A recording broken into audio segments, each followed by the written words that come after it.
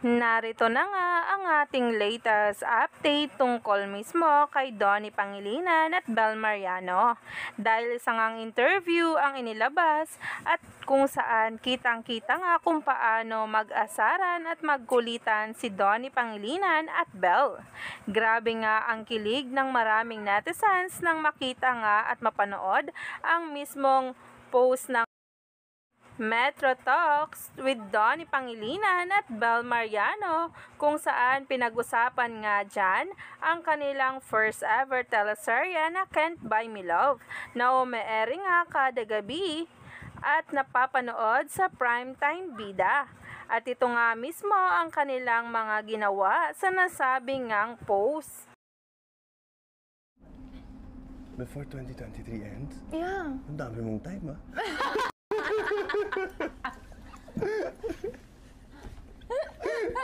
Medyo ano na. Guys, nakikita niyo kung paano siya sa akin. Dami mo. Parang ikaw, dami mong time, ah. Sinabi ko bakit? O sige, hot air balloon.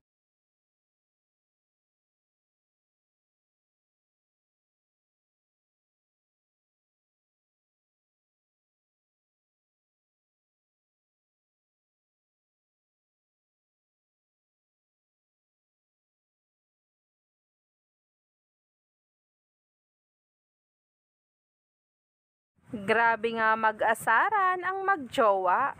Eka nga ng maraming netizens at mga bula.